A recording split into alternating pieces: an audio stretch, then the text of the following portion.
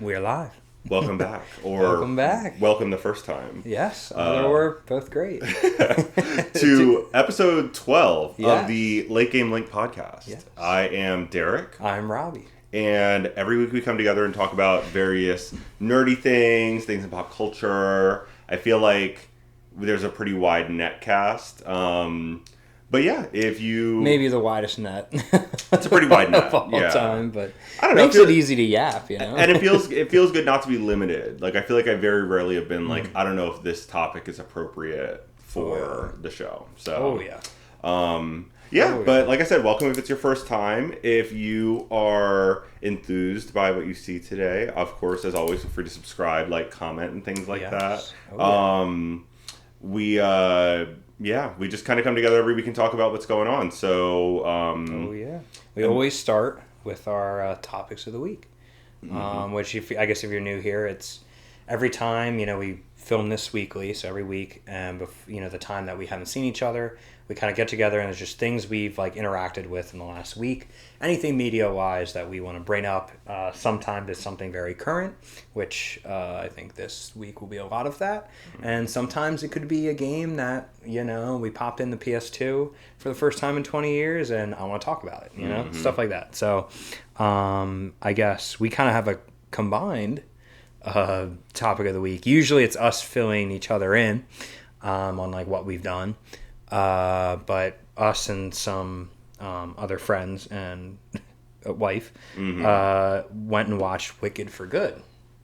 I feel like that's got to be one of the biggest movies out right now, correct? Yeah, I mean we're a little late for sure. Yeah, it's still in theaters. It's still in theaters. It is still in theaters, but we are at the tail end of that hype cycle, which I have to say for me personally as an Aquarius, I feel like I love experiencing things outside of that opening weekend because I feel like things are so polarizing and it's tough to tough to have die down. Yeah, it's tough to have a true opinion about stuff sometimes when you're being bombarded with movie of the year versus such a disappointment in every headline, so this is Wicked 2. I know you've also seen the first Wicked, and of course, I have as well. Yes. I think you probably watched it multiple times, but I watched it with the same people we watched it on, I guess, plus another friend, but both times we watched it with the same group. Yeah.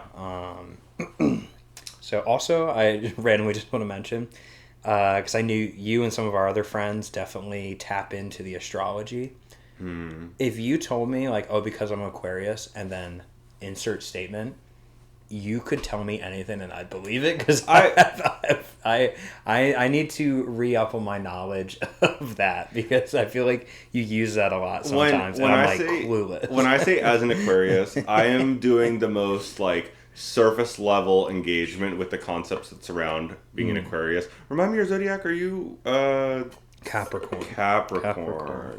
Which in every TikTok edit I ever see, it's always this is what your sign says about you for this part of your life, or this sign for you for this or whatever. It's always either never mentioned or shitty. It's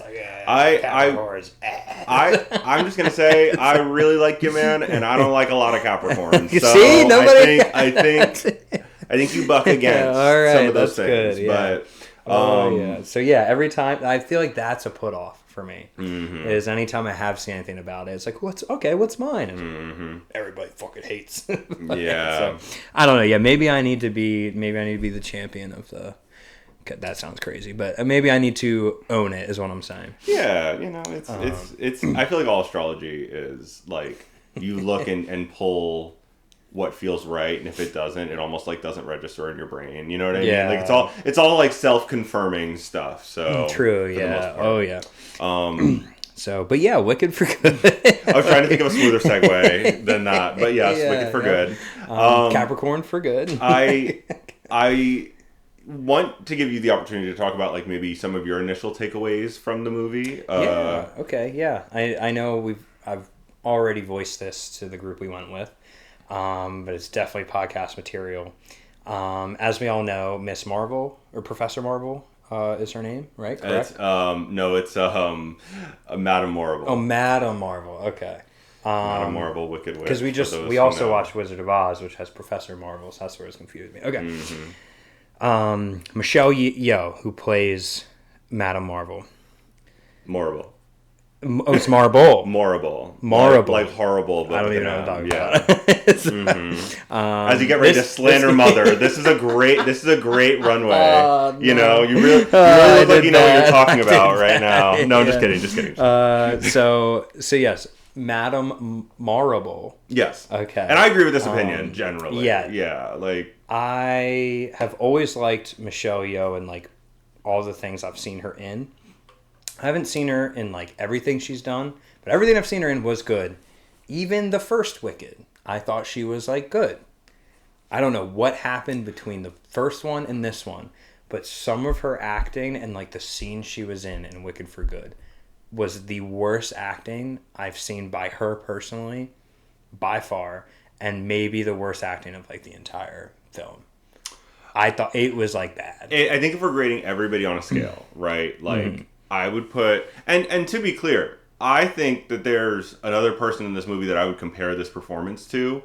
That person being Jeff Goldblum, sorry to say.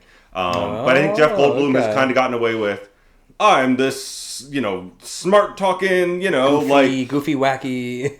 Jeff Goldblum has played himself in every movie and film for the past 10 years. And sometimes it really works. And sometimes I think, Jeff Goldblum played an eccentric billionaire in the show Search Party. That is essentially the same as The Wizard of Oz. And I liked it there. Or in Wicked.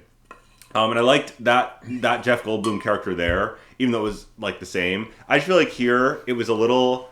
I think Jeff Goldblum, and he doesn't have to. He would never. He wouldn't take advice from me sitting in front of a podcast mic. But like one day, you'll be interviewing him on the red carpet and say, "Sir, back in the holiday of 2025, I shat on you." You got to get it together. I just wish that Jeff Goldblum would feel a little bit more comfortable disappearing into a role every now and then. Like, letting the role be what it is and not the Jeff Goldblum as the role. And I would put him and Michelle Yeoh, upon reflection, since we saw it, like, I would say they were on a similar level for me of just, like, unfortunately, because you are you, it is taking me out of this. I'm seeing this acclaimed actor in this role. And Michelle Yeoh, part of the thing also was like there was a lot of weight on this character in this movie. I mean, spoilers for Wicked, the play's been out for 20 years, but she summons the cyclone that takes out a certain character with a house, and the kind of implications of that and wider like impact of that I feel like was taken away from the fact that she was not delivering the lines, and also it's a musical and like the singing. This role, Madame Marble, has been played by legends in like Broadway, and like Shirley Ralph off of Abbott Elementary has played this role. And I would have loved to see Shirley Ralph in Wicked. Like I feel like she could have handled it. I feel like there would have been a really interesting dynamic among these characters that maybe Michelle Yeoh just couldn't bring. But not to hijack your point, but I agree. Not the best showing. There were times where like, and it was very basic, like. Maybe the writing was also like maybe bad for some of her scenes too, but like everything she was given was very basic. It was just like, we must not let the witch do this. Yeah. And I was just like, oh my God. I was like, this is bad. It was heavy-handed. But I will say, I didn't feel that way about Jeff Goldblum. Really? I mean, maybe with like saying like, oh yeah, this is a big actor, and it's like taking some of the magic away of it. It's like breaking that veil, I guess. Again, I don't think he was like amazing or anything, but like I thought that was better acting. Like he at least had some sort of acting to me, like prowess in it compared to Michelle Yeoh. Like hers, like it felt like she was reading a prompter in like some of her scenes. Where at least he was, again, like you said, he's playing the same damn thing and like everything, but he was like this, like, ooh, okay, yeah, ooh, wacky, like that kind of thing. Like, but he at least had something, you know. Jeff Goldblum has 4-quadrant appeal. Everybody loves Jeff Goldblum. So I think that is a skill, and I understand like in a boardroom way, absolutely. Like cast him as the Wizard of Oz. That makes so much sense. Michelle Yeoh, I really wanted it to be better, but I think also just like. This sort of role, like the singing especially, I feel like needed to be highlighted. When you have juggernauts, you have Cynthia Erivo and Ariana, in the main two roles and doing all the singing, and I just I wish that Madame Morrible gave a little bit more, like... Did she even sing? Oh, she sang. See, I don't even remember it. Was that non-rememberable? I don't even remember. I almost wish that there was like a diva of like song in that role, because I feel like it should be like in the way that musicals are obviously like what we're seeing is like a fantastical musical interpretation of like a plot. Like music is magic in musicals essentially, and I feel like the fact that this is like a professor of magic, like having an acclaimed songstress in that role, and she's applies a villain meta too, and she's a villain, which you need more like, you know, like some wow factor to that. You know? Beautiful gown. There's more. I would you say there's more pageantry to being a villain than a hero? Because I think there is. Yeah. You have to. Well, you have to be like villains. I feel like you gotta, in a general sense, be like, again, villain, but also there has to be an appeal. So there's like a double thing. It's more work, you know, to effectively portray. And again, she's mother. Like Michelle Yeoh, just to be clear, like if you came in here and punched me in the face, I'd say thank you. Like you're allowed because you're a legend. But yeah, maybe just and I don't think that we're the first people to have this feedback about this movie. But yeah, we haven't checked any reviews at all. At least I haven't. I pulled a little bit at work today, and people were, they were like, Michelle Yeoh? Like, what were we doing? What was that? You know, so I don't know. I feel like she probably knows, and I love that she's excited. She's like on the red carpets, like, Madame Morrible to Wicked Witch, Madame Morrible, Wicked Witch. I love that. I love the enthusiasm. I think she genuinely, like, really, really cares, and like that's cool. But yeah, that was more energy than some of her scenes. You know? Yeah, like. I don't know. Yeah, like you said, crucial role, needs to kill off a character. I need a little bit more than like, we need to do this delicately. Yeah. I don't know. It was just it was a put off for me. But overall, I think, you know, and we've talked about this, the first half versus the second half. It's always like a topic of discussion, but I did not think that this Wicked was better than the first Wicked. And maybe that's just the content. Yeah. I don't know. I mean, a lot of the songs I didn't like as much as like the first movie. I didn't think it was bad. I know I saw some, or I didn't see any, but like I've gotten just brushing through social media that there was some negative reactions. Like you said, the headlines of greatest or worst all at the same time. Like I'm sure there were some bad ones. I didn't think it was bad by any means. I just think after reflecting a little bit, I think I like the first one better. I don't know. That's how do you feel about it? I would say so. I think I also enjoy the first one. I mean, of the musical Wicked, like For Good is my favorite song hands down. I feel like that song is so good. I feel like that song will, like, where everything fades with time, like, you know, Wicked will obviously be acclaimed forever, especially after this mainstream cultural moment. But, like, I feel like For Good is what will survive Wicked. And I feel like that is, like, the strongest aspect of this story because it communicates the themes so beautifully. That song is that's the whole point of Wicked is that's what what that song's. That's what I'm saying. Even more so than Defying Gravity. I know everybody has the like everybody has the meme of that, but I think that For Good is so good. I loved their rendition of it. I feel like, you know, I've talked about, I think I told you yesterday, I feel like SpongeBob did a really fantastic job as the Tin Woodsman. For anybody, I know there's going to be some people listening that don't know what that means. The guy who Ariana Grande broke up his marriage to date that plays the Munchkin that is in love with Nessa, the red-haired guy. Bob. He played SpongeBob in the Broadway, correct? In the Broadway SpongeBob. Yeah, and so it's 100% derogatory when we call him SpongeBob. I mean, hey, I haven't really been a fan of his work up to this point. He was in the latest season of Gen V, the Boys spinoff, in a pretty critical role. I haven't seen that yet. And he's crazy and he's killing people and it's wild. It's a real departure from anything else I've seen him in. But I will say this portrayal of the Tin Woodsman, I feel like they really, in the few scenes and shots they gave him when he had transformed, and again, spoilers for Wicked, but the play's been out for 20 years, so you can't be mad at me. You know what I mean? You can't be. We're mad going at me. into it.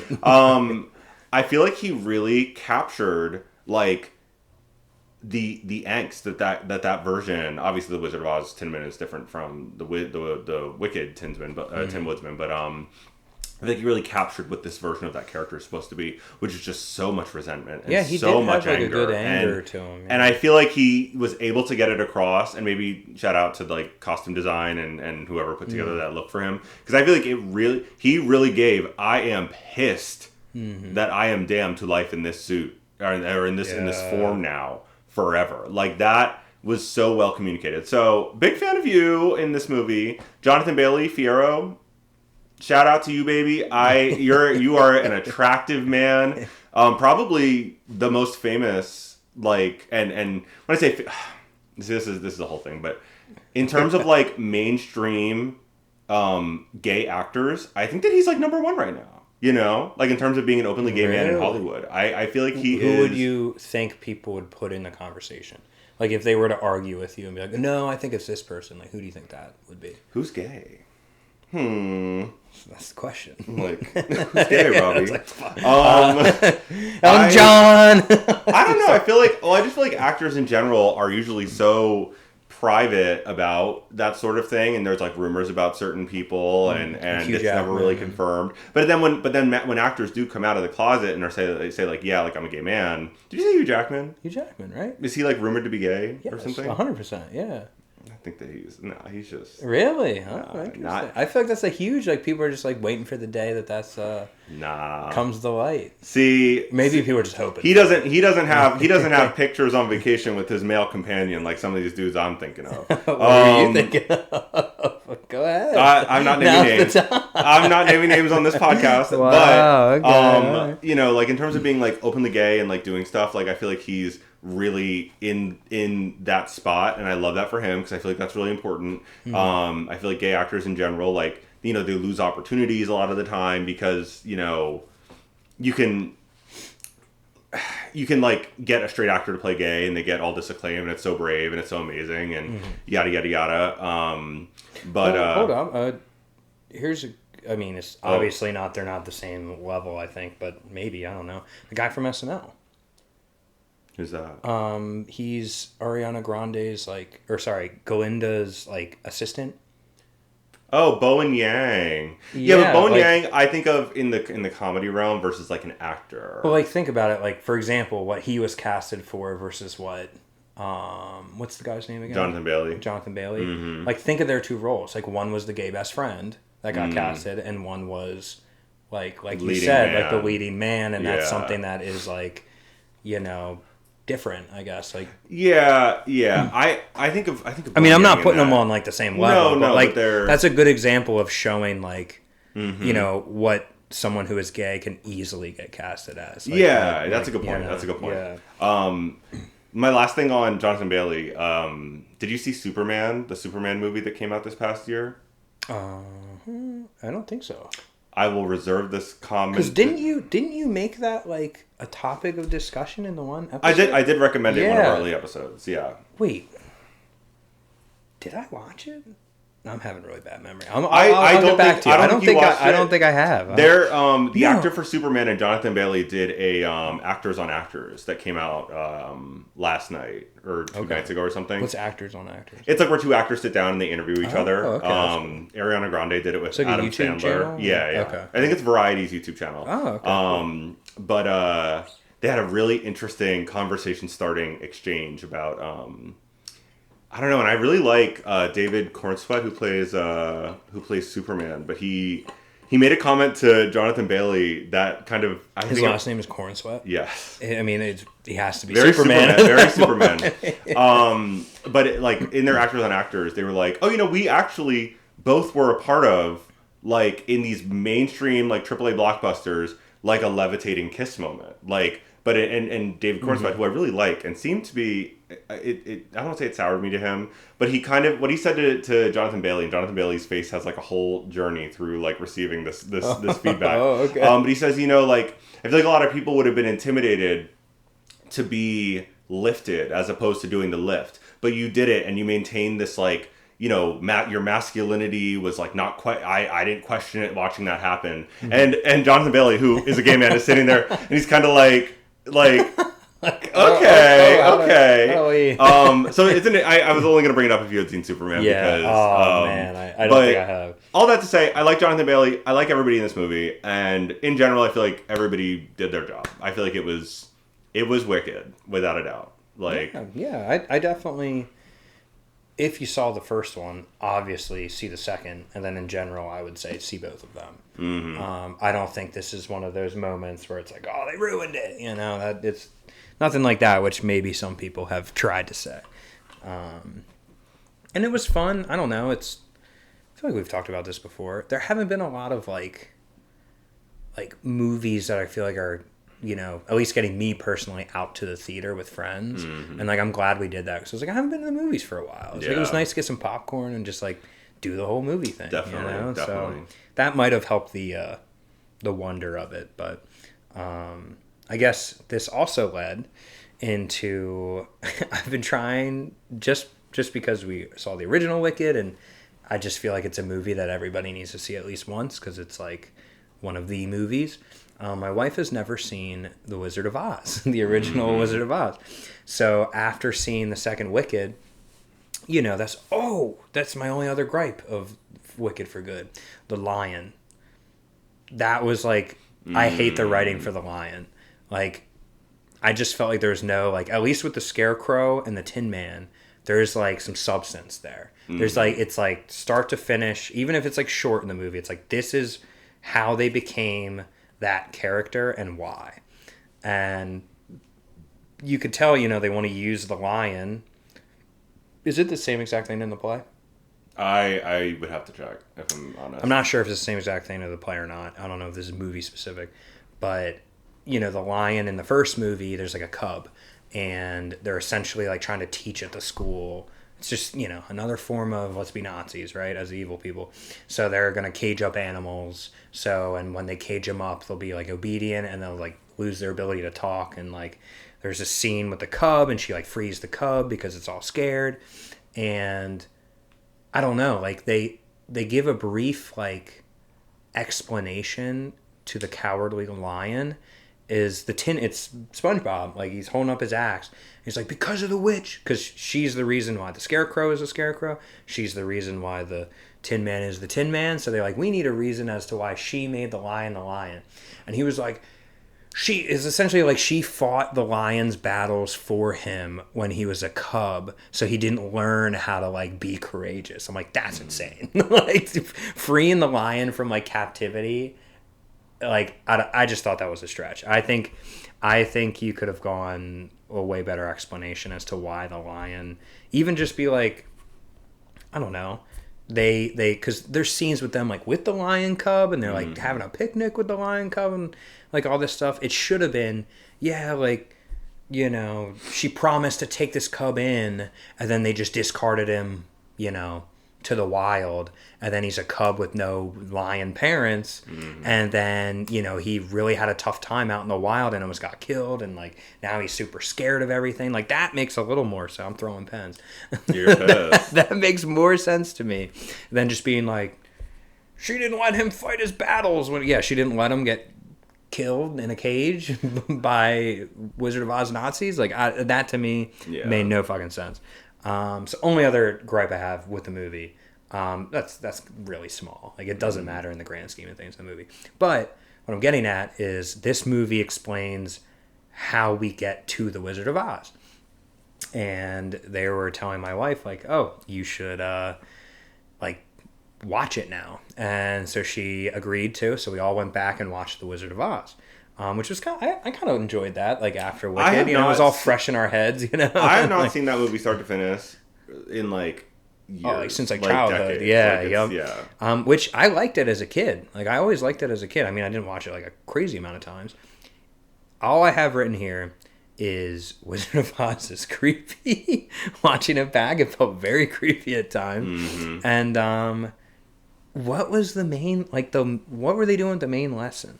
Like the main lesson there, like, there's no place like home. Yeah. Like, essentially, like, don't run away. The power was always within you. And, there's no place like home. And, like... She's like, I'm never going to leave this place again. In my bumfuck middle of nowhere farm in Kansas in 1930. I don't know. That, to me, I was like... I guess as a kid you don't care about that kind of stuff because you're not analyzing like a plot. Mm-hmm. But when we were watching that, I feel like we all kind of looked at each other like, oh, like, all right, sure. Sure. Like, what a lesson. Hey. I don't know. I guess it's, it was more for the actual set and maybe some of their effects and like the color, I know, for like movie, for on TV and stuff. So a lot of that put it into the starlight, I'm sure. But... And everyone was killing themselves to get this movie out to the public. I mean, people are getting set on fire and eating asbestos, and we were while watching. People were getting all these diseases and ailments and lead and it's just breaking legs. Just painting lead all over someone's body. Judy Garland was told, that's her name, correct? Judy Garland. Yeah. Mm-hmm. She was told that she was a fat little piggy and that she needs to diet and not eat anything on set. So they had her ripping cigarettes and pills. And then she had a dependency problem on prescriptions the rest of her life. And then she died because of that. Like, this movie is just like, fucked. A lot of lore to read about that movie. So very interesting. Yeah, we were kind of looking into that while we were watching the movie. And then it comes from something... I will say, I like Wicked as a story way better than... any other Oz-related things I've ever liked. I know you said you recommended The Wiz. Yeah, we gotta watch The Wiz. So maybe that's something I have to watch. The Wiz. But by far, and again, it was 1939 was like a different time, and they weren't really putting out spectacular. At least the mainstream things weren't spectacular, like works of art, I guess, or a very sophisticated plot. I wouldn't say Wicked's the most sophisticated plot, but it had a lot more substance to me. I like the fact that they took a story where there was a villain and then it's this huge kind of like not a saga. I don't think a saga is the right word, but it's a very cool look into like how a villain is created by the circumstances around them.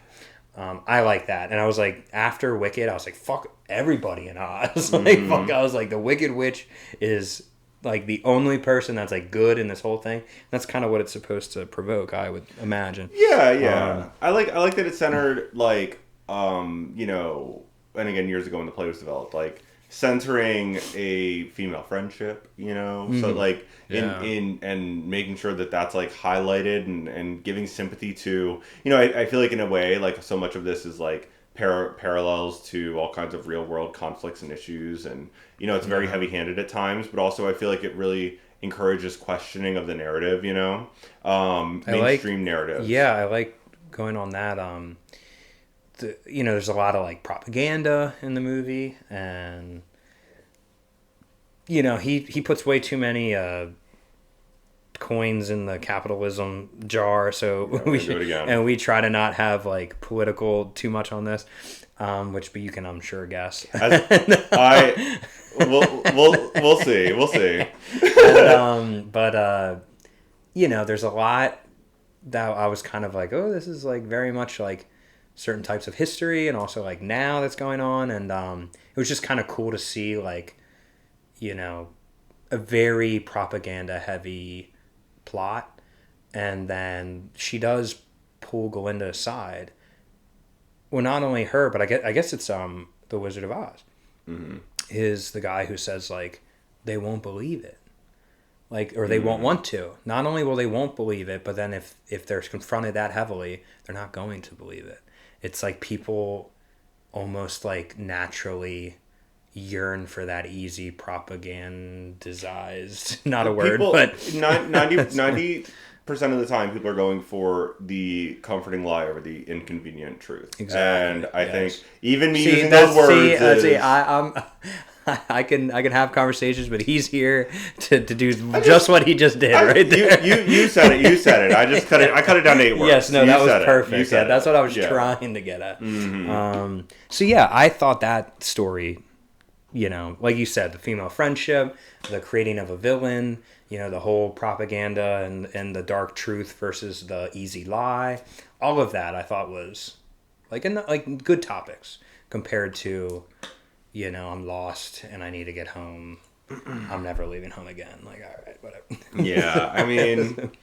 I was like, man, I liked anything as a kid, huh? I think we all did. Ooh, it's easy. Put a pin in that for my hot take. You liked anything as a kid. Okay. Yeah. But yeah, no, definitely like Wicked and The Wizard of Oz. It was good to revisit just as a I think in general in this day and age where there is, I think, a scary amount of not looking back. I just saw a TikTok that was about like how important stuff like I don't know if you watched like MTV as a kid, but like or anything kind of in that realm, but like I love the 90s and I love the 80s and stuff like that gave people windows, not just like, oh, here's a music video that was really popular, but like people sitting on camera and giving commentary about like why this was important and what people liked about this and what celebrated. I feel like we're in a real dearth of that, and I that's why I was glad to revisit The Wizard of Oz, because I feel like it's one of those things that I probably in my free time would never just put on. But like, it is important, like those who don't study history, it's like that is the baseline, especially for people like us who, I feel like we're storytellers in a way, because we do Dungeons and Dragons and all that.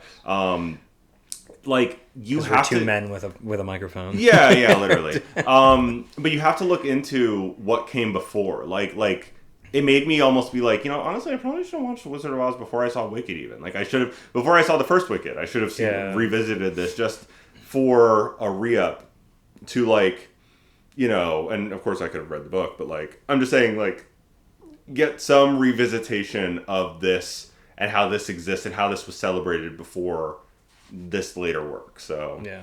I see that. No, it is cool to compare. So, yeah, even though we did it kind of in a weird backwards order, we still got some of that, of that feeling. So, yeah, I don't know. Go see Wicked for good. Can't hurt. And that's really all I have. Big topics. Besides, we have our official first comment. Comment of the series. We said we were going to shout you out. Yes. Oh, yeah. And we'll shout out the second comment, too. I'm sure. For everybody. Anytime you guys comment, at least in this stage of this podcast, it will be brought up. Yeah. I'm just going to let that know. So, during our episode 7, this is my friend, actually. So, I think a couple of my friends are working their way through the episodes, so they're not quite at 12 yet. But on episode 7, at Gritty Proctor commented, and we were speaking about Flash games, the old Flash games on the internet that you could play, and kind of how that was a very interesting time in like video game history. I remember you were talking about like the Cartoon Network games. I love and I was talking about like coolmathgames.com, which you could play that on the school computers because that was a URL that didn't have a hot word in there like math games. Oh, we'll let them on that website. And so Goody Proctor commented, Lemonade Stand and Cool Math Games was the GOAT of games to play on the school computers. Now, we were just looking at this before we started filming today here, and it took me a minute because I was like, wait a minute, that sounds familiar. So I looked up some videos of people like playing the game, and I definitely remember this game. And this is truly, I think, a great game to say that that's one of your GOATs of cool math games, because it really is a cool math game. It is actually a math game. It's like have you ever seen those like now they're like mobile games where you run a kitchen and you have to like make sure you have all the ingredients, and then like customers need to be happy when they come in with their orders and you complete them in like a certain amount of time. Like it's that, except for there's no like time component. So there's no like, it's not like Overcooked, where people come in or and Dine or like, Dash. where you have to like make sure to get this done before like there's a time limit. There's none of that, but you are like, you have money that you start your lemonade stand with. You need to know where you're going to allocate that money to like lemons or ice cubes or like sugar, all this. You need cups because you need to put lemonade in cups, all that. So it's like you're running your own little business, and you have to figure out what's the best way I can balance all of these things I need to buy. And then you want people to be happy with your product. So you actually have to make the recipe of like how much of lemons do we put in, how much sugar do we put in, like if we put in too many ice cubes, it's going to be too cold or too watery, like whatever it is, right? And you go through the game and you kind of get feedback, and you're like tweaking like what you're spending money on to try to better your lemonade stand. It was a really cool game. I mean, it's very, very basic, but especially as like a kid growing up, it was a great game, and it's like very replayable, especially if you only get like, 10, 20 minutes in class where you can kind of sneak playing a game. Mm-hmm. It's something that is like easily, you can just bring it up and start playing right away. So yeah, no, that's a great, I think a great first comment on just a random topic we were bringing up, And it's something that I personally didn't have any like memory of playing. That's not to say I didn't play it, because I definitely was like fucking around on the school computers like a lot. So like it may have come across my desk at some point, but I didn't necessarily recognize it. But it reminds me of other games that, like in that cool math games kind of like lens that like. Again, I miss it a little. I feel like I'm so easily entertained. I feel like I was able to like take something like that where there's not even visuals, there's not even time. It would be so exciting, and it would be so like. They did have, I think, if you hit like next day, they show like people coming to your stand. Oh, okay. Like so there is like bare minimum visuals, but yeah, most of it is you staring at like a yellow screen with like boxes you can fill in, like, I want to buy 7 things of lemons, that's it's like an overglorified Excel sheet. in a way it kind of gives that, but like in a comforting like it was a reminder of the internet of old. Yes, like, exactly. I mean, those are the exact type of games we were kind of getting nostalgic for. So I'm glad that was able to fill you with nostalgia, Goody Proctor, aka, and I'm not even gonna say your name because you know who you are. shout out to you. You know who you are.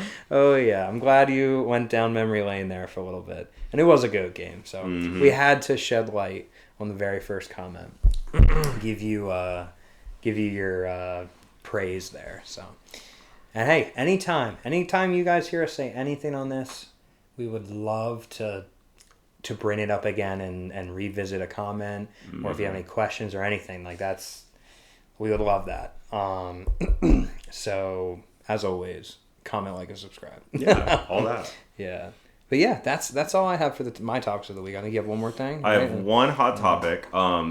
This will be my. So this isn't a topic of the week. This is a hot take. No, it's a topic. Okay. Right. Dash recommendation, but it's not my recommendation for the week. Okay. I just because it's not over yet, so I feel like if it were to, actually, I don't know if I don't think I told you. I texted you briefly about this hockey show, and this hockey show is airing right now, and I want to talk a little bit about what I like about it, and maybe I'll recommend it. I am recommending it, to be clear, but it's not my recommendation of the week. But it's called Heated Rivalry on HBO. I believe it's produced by a Canadian channel called Crave, and HBO picked up like the show to put on their streaming service. So it's airing weekly. There are 6 episodes, and 3 of them are out right now. This is my definitely like the most like adult, like raunchiest thing I've ever recommended on this, and I'm gonna be straight up. This probably, well, depending on who you are, this might not be for you, because it is capital G gay. It is. There are moments that I am watching this with my long-term boyfriend, and I'm like, damn, I'm really watching. I should be watching this alone. Like, this is raunchy. His partner did say in our group text, it is horny as hell. I think is what he said. Just to lay some groundwork, this show is called Heated Rivalry. It takes place between like 2008 and 2016, which love a recent period piece. Like, I love something that firmly takes place in like the late 2000s to mid 2010s. But it follows 2 young being like young for the NHL, hockey players, one who plays for Canada and one who plays for Russia. Their names are Shane Hollander and Ilya Rozanov, and I'm just saying their names because I'm in this world right now. It's really fucking good. But basically, they are rising stars in the NHL in this show, and they do like watch commercials and like fragrance commercials. Like they're very much like hot commodities. And they're pit against each other in the media because, you know, the Canadian plays for like Montreal or something. I was going to say, do they say the teams, like the NHL team? The Russian plays, he's like captain of Boston's Bruins. hockey team. I don't know if they use those names specifically, but they're Boston and Montreal is how they're referred to in the show. Sweet. I think they might have to do different names for the teams. All right. But they have an encounter, and all this happens really fast, by the way. This show moves like this is 15 minutes in, they have an encounter at the gym. Things get a little freaky. Things get a little weird. And they end up having an ongoing romantic / sexual relationship on the low that goes over the course of like 10 years. And they only see each other when their teams play each other and they're in the same city.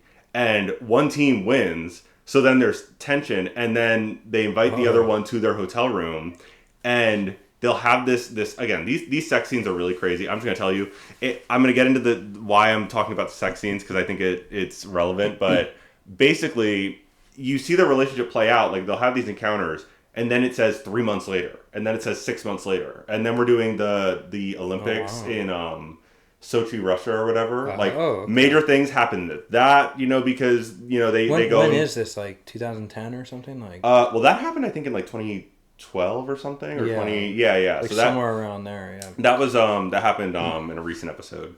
But, So you're not at, like, current day in the beginning of the show? No, it starts in, like, 2008. Okay. When they, when they're both, like, starting in the NHL. It's kind of, like, the vibe. All right. But, it's just really amazing to see a show, because this show is an adaptation of a book, and this book is like a romance novel, and it is smut in a way.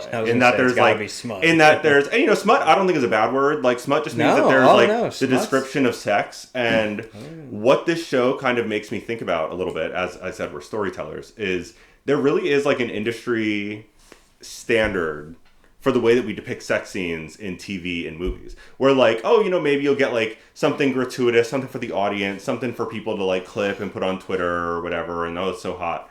But like, because of the nature of the relationship between these two characters, especially at the beginning, the sex is all you have, and they're adapting the novel like 90% accurate from what it sounds like from people who read the book. So the little things in these sexual encounters that are, again, fucking crazy, that is the plot, and that is the relationship. So even the ways that like it starts and who initiates what, and the one person being a little bit more aggressive and the one person being a little more like, ooh, like, you're such an asshole, stop it, but also I'm a freak too, and I'm into that. Like, you see that play out in a way that I just have never seen in a show before, and it makes it genuinely like exciting in a way that I'm just really not used to. So it is like a visual representation of smut. Yeah. Because what you're describing right now is from, and I've not really read smut before, but what I've kind of been told, it is very much that. Like the very small details, and it's very like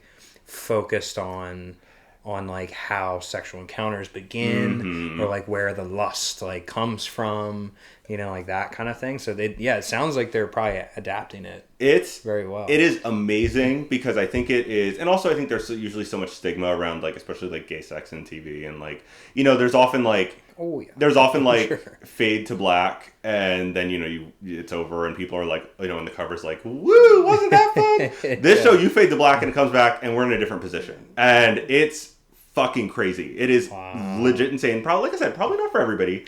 Is it HBO? It's on HBO. And I mean, you see Dong. You see butt. You see, really? And these dudes, it's HBO. These dudes have the biggest asses I've ever seen on an HBO show. It's both of them have crazy asses. So again, incredible. It is really so far well done in a way that I was not anticipating. I thought this was going to be a silly little like light, like, especially knowing it was adapted by like from like a smut hockey book like that. I probably read the back of in Barnes and Noble and put down. You know what I mean? Like like, oh, that's like kind of fun. No, I'm like in this world. It is really fun. I love the Russian says crazy things in his accent that are so funny. Like, you're going to blank my blank, Hollander. Like, it is so. But then they're competing, and then they play. That was a perfect Russian accent. And then said he's like texting the guy before their teams play each other. Like he's sexting him fully, and is like, yeah, how does that work? Because that can like throw you off your game. Well, he's doing it to throw him off the game. But so then later in the hotel room, he's like, asshole, you were texting me because you were like trying to throw me off, and he's like, well, it seemed to work. We win, so it seems like I did throw you off. Were you hard the entire time? It's crazy. Wow. It is so crazy. So I just highly recommend. It is, like I said, maybe not everybody's speed, but I think if you can get through, you know, like even just seeing the sex scenes play out, that is the story in a way that I just am not used to seeing in any show. Like I hope this represents a shift a little bit in like a larger kind of like how we depict and talk about sex, because I think it also reminds me a little bit of like when I was single and I was dating, like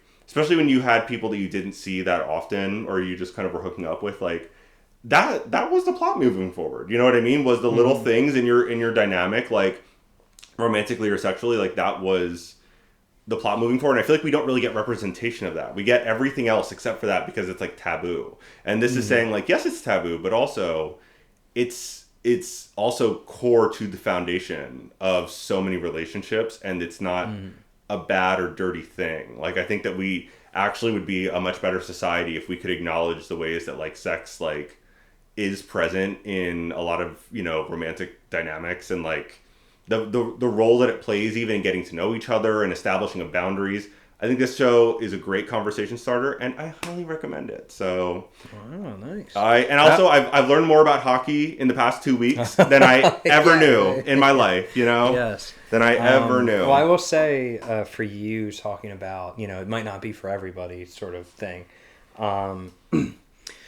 With your comments about like Dispatch, for example, and you've said like some things, you know, aren't really quite, you know, hitting at like non-heterosexual dynamics or instances. And, you know, again, we are two men just with a microphone and just spewing shit, but we are putting out some sort of entertainment. So I think it would even, you know, be strange to, especially you as a gay man, not be like recommending these things, right? So like why we have this podcast is it's called The Late Game Link, and we met later in life, and which I think, again, I guess it depends who you are, but I don't know, I feel like a lot of people, that's something that's like more rare, like to have like a good friendship like later in life. You know, it's especially maybe for men. I don't know. I don't want to speak for all men, but do it. But I feel like for men sometimes it's like you kind of have your core buddies, and then like you don't really gel with people moving forward throughout life. And we noticed that we had a huge Venn diagram of like we're both like into nerdy stuff, and there's a lot of things that we like agree on and like, but then there was a lot of stuff that like we're both kind of doing separately that like, oh, you should like check this out, right? And, you know, I guess you can always preface with it might not be for everyone, but I don't want this podcast to be the only reason not for everybody. The only reason I'm qualifying is because I, as a gay man, felt scandalized watching this show. Like I felt scandalized. Last I checked, you are a heterosexual man, and I'm assuming you don't want to watch like, or you're not going out of your way to watch softcore pagorn, like in your free time. Not exactly. So and I fear there are scenes of this that really do that, and that's the only thing where I'm like, I'm not going to say like you have to do this or hard to recommend, but I will say, like this is for the girls, gays, and days. You know what I mean? Like y'all tune the fuck in. I hope eventually, hopefully this podcast goes somewhere, and I hope we have many people that are gonna take that recommendation. You know, like I don't know. I'm glad that we're even pushing some people's boundaries. Maybe we're listening to this, even if we don't have that audience yet. You know, maybe just put it on for 25 minutes, and you'll know if it's for you. You'll know if it's for you once you hit that thing. So yeah, pseudo recommendation, but also it's a hot take. I will probably revisit if there are more shifts in this show. The last thing I'll say about it is it's one of those things that it seems to have really taken off in a way that the people who made the show weren't anticipating. The actors are like both like, I don't want to say no names because they like are. He's like fucking nobody. But they aren't like, it's not like the show is starring like Jacob Elordi and fucking Timothée Chalamet, right? Like this is starring people who don't have like a major credit to their name. This is the largest credit they've ever received, and every gay person I know is watching the show, and I feel like it is a surprise. I saw like the red carpet for the show, which was like one backdrop that was probably the length of this wall and a carpet, and that was like the premiere, and I'm just really happy for the actors. They're gonna have a nice budget in season 2. I'm happy for these actors because y'all are bringing it, and awesome. And it's paying off. So, Heated Rivalry on HBO now. There you go. Check it the fuck out. Sweet. Which Netflix is now going to own HBO. Do you see that? I saw that Paramount put in a larger bid today. So, I mean, listen, this is war in the heavens. This is way above our pay grade. Yeah. Either way, I fear not really going to work out for us. But you know, we'll see. We'll see what season 2 will be on next. Mm-hmm. So, but yeah, nice. All right. Well, if we don't have any other talks of the week, nope. We usually go into our hot takes. That's right. Which, because again, we are 2 men with a microphone, and we have to piss people off. It's just part of the rules. So, part of the deal. Would you like to go first, or would you like me to go first? I can go first. I feel like I have a pretty hot take for the first time in a few weeks. Ooh, all right, let's hear it. I feel like your hottest takes have always been not a part of the hot take like portion. They always come from like something else you're talking about. Like, oh, by the way, this might be a hot take. Fuck this person. So I am very excited to hear what you So it also touches on something you said earlier about like, you know, maybe things we liked as a kid, like, you know, we're less like, oh, I was just watching anything as a kid. Yeah. All that. It was easy to get washed up in something. Do you like off the top of your head, like, do you think like, you know, like Butch Hartman, you know who that is? Was he the one that did the cartoon art for Fairly Odd Parents? Mm-hmm. I only know that because of TikTok. Storyboarder, Fairly Odd Parents, TikTok, and Danny Phantom as well. Okay, yeah, and he had some other ones that he does the ear, like the swirl for the ear on the neck. That's like his all his characters have that. Yeah. Every show that Butch Hartman has ever made is like so incredibly mid, and is carried by really standout character design, this is hot. Pitch, and a catchy theme song. And you remove that, and it's all mid. It doesn't compare. So what did you watch that made you think that? I just don't like it. Listen, I will stand by. Listen, Danny Phantom, probably one of the early awakening moments, right? Like that's I can never take that away from Butch Hartman. Thank you, sir. I mean, you're not happy. You are. We'll get into that in a sec. This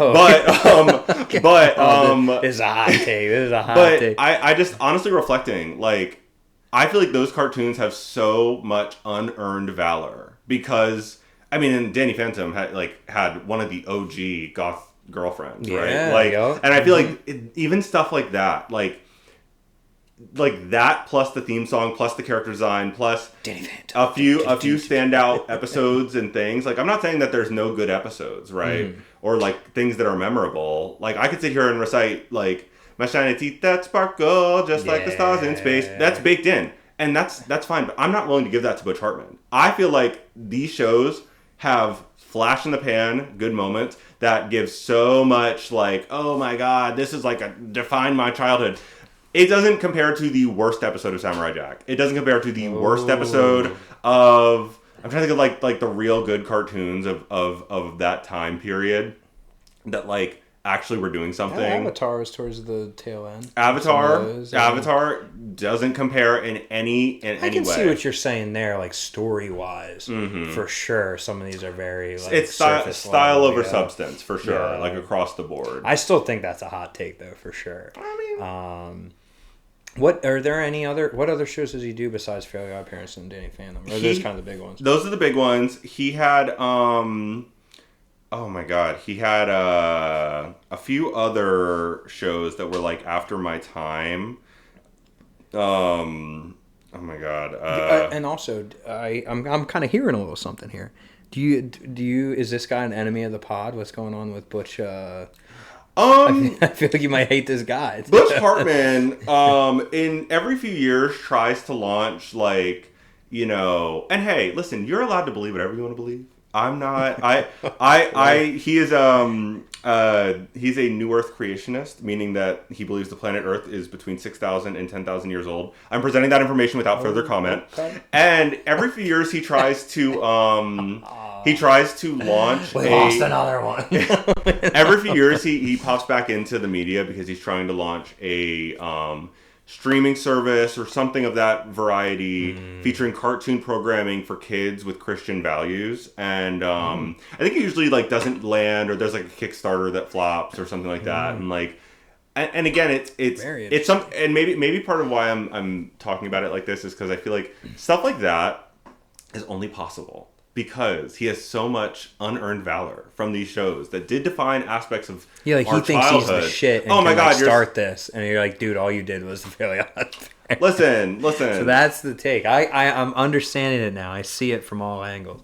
I don't know. And Fairly Odd Parents, again, there are things I remember. I remember certain Rubber Goose. Yeah. Which is like you said, the catchy song. The catchy songs. No, and I just feel like Butch Hartman is so overrated, and it makes me not like him at all. Like there are things that he's done that I'm sure are like, oh, like if he didn't have all this acclaim and like name recognition, I would be like, oh yeah, like Butch Hartman, like that's like a thing. But I just feel like he likes to throw some weight around as like, I made these shows, I'm that dude, and I'm like I'm the shit. You're not though, and the Earth isn't 6,000 years old, but that's okay. You can believe that if you want to, you know, you can believe that if you want to. But anyway. So I didn't know any of that, but even if you take that stuff out of it, with Butch, I definitely would think that'll ruffle some feathers for sure. Yeah, comment like I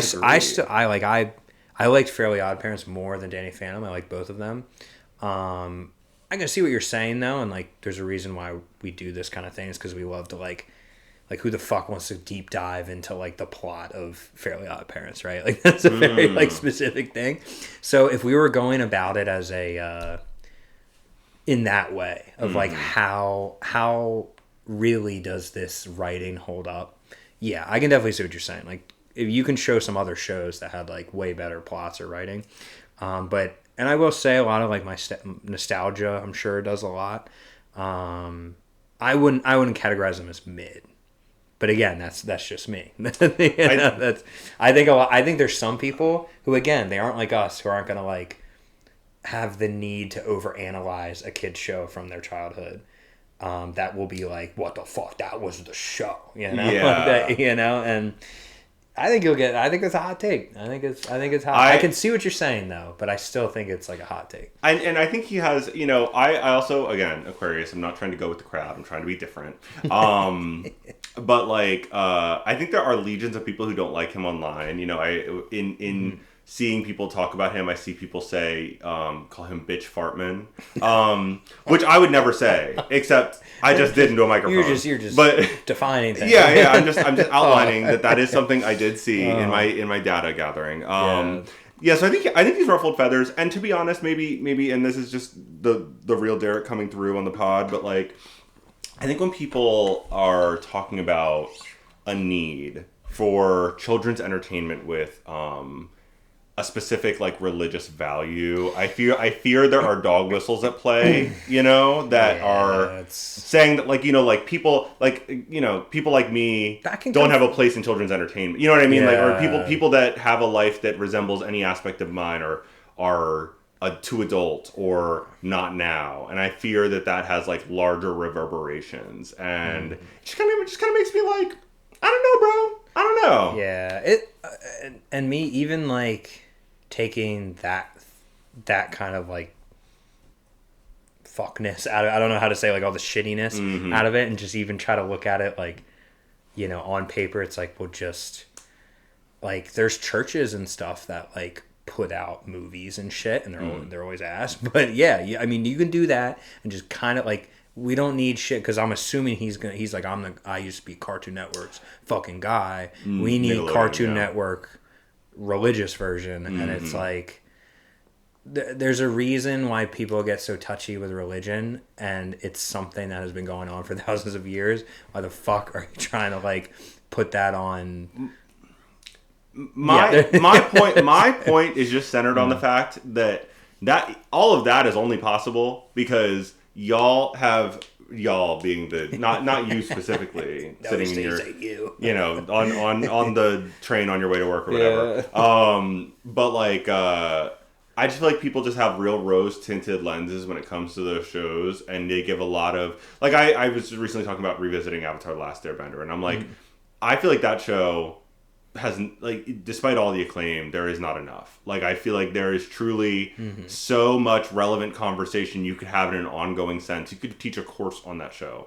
And you couldn't say the same for these other shows, and I think the bar for me is just kind of high with children's entertainment, where I'm like...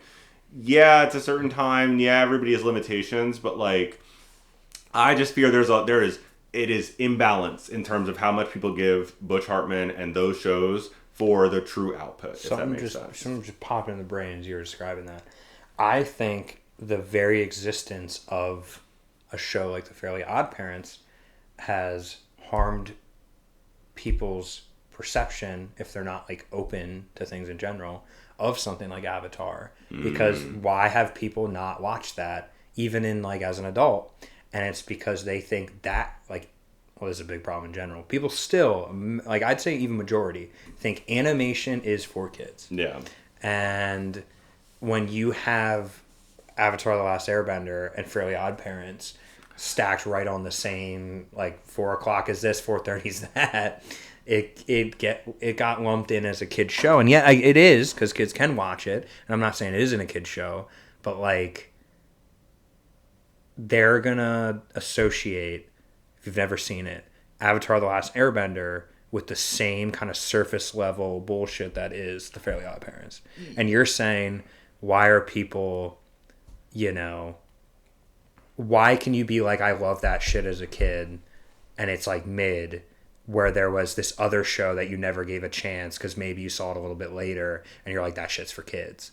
And it's like, this should be so much higher than your Fairly Odd Parents take. I mean, that is sort of my point. I mean, not everything can be Avatar: The Last Airbender. That's why that's part of what makes Avatar so great, is that like it truly does stand out even among children's entertainment that is all ages and does carry themes of war and loss and all these amazing things that really thoroughly examined for children and adults. Like Danny Phantom doesn't need to be that. However, I think what my challenge would be, if you disagree with this take, is to name your 5 favorite episodes of Danny Phantom. I feel like that's the question, like tell me what really stands out to you. Do you remember Ember? Did you ever see that?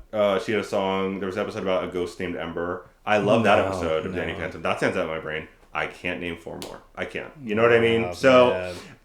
Even with the other stuff, I mean, I liked Fairly Odd Parents, and like, I can probably give you 5 episodes if I think hard here. But like, it's not like how you're describing with like Avatar. Like those have or way Samurai more Jack, or something with LGBTQ themes that is kids Y7 like She-Ra and the Princesses of Power, something that Butch Hartman would probably be against. I feel like I can name 5 episodes of that show that talk about respecting people and I mean, She-Ra. Have you ever heard anything about She-Ra? She-Ra. She He-Man and She-Ra. There was like a She-Ra Netflix reboot in like 2013. It's a kid show, but when I tell you, man, the villain of that show at one point is given the opportunity between. It's so good. It's like a season finale, but like it's given an opportunity between like she's like at a lever. It's tied to like the reality that they exist within, and it's like let She-Ra win, who's her childhood friend turned enemy, or destroy reality, and she pulls the lever. Like she's like, I'm wiping all this shit out, and does. Wow. And that's and there's like real heaviness and stuff that really stands out in your brain, even as an adult viewer of stuff like that, where you're like, whoa, like you're pushing the boundaries, and I just feel like I said, if you disagree, name 5 episodes in the comments, and we'll read them on air. Let them hear it. We'll read them on air. I am open to being proven wrong. I don't think I will be, but right. Feel free. Well, yeah. I still think it's hot, but I definitely see where you're coming from. Yeah. I wouldn't call those shows like masterpieces by any means. I think a lot of nostalgia is going to blind people on that. Definitely. Well, I'm curious what your hot that was take a good. is, I like that though. I don't think I've had a hot take. That was good. So. Yeah, calling those shows mid right out the gate is that'll get people's ears perked up for sure. So mine very short here, but I know last time a couple of my hot takes were a couple. I noticed they were both two actresses, Jennifer Lawrence and Florence Pugh.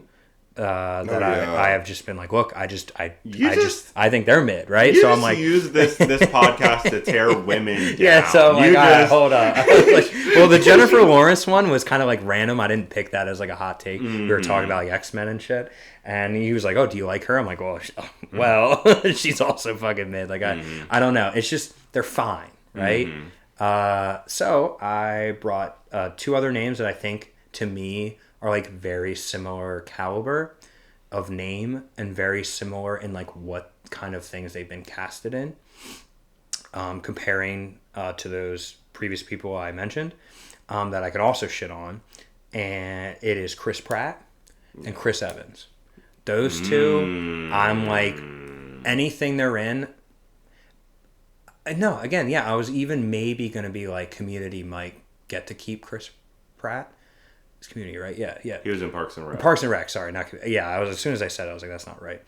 Which I haven't seen like a ton of episodes, but what I'm getting at is I might have gave him that, but no. With these two actors, I think anybody else could have done like what they're in. I'm just gonna say I think putting Chris Pratt on the same level as Jennifer Lawrence or Florence Pugh or Chris Evans is a hot take. I think really, in just like mass amount of things that they're in. I mean, he's like one of the highest grossing actors in the last like 5 Chris Pratt, years. if you're listening, fuck you. That's that. Well, again, I'm not. This is all pure, just like, because my whole thing with Jennifer Lawrence and Florence Pugh was, I think it started with Florence Pugh. I was like, I feel like she's in everything now. Yeah. And I'm not with the hype, right? Well, Chris Pratt, and to haters might not like the fact, but he is fucking in everything. He is in everything. He's like the voice of Mario. He's the voice of Mario. Yeah, no, he is. I don't get the hype with Chris Pratt. It's the same way as the other people I talked about. I think anybody could have fill somebody else in his roles, and they could have done the same or like even better. And it's like fine. Like some of the stuff he done is fine, but I don't get the hype of like why this guy's top 10 earning like actor in the last however many years. Like that's Chris crazy. Evans.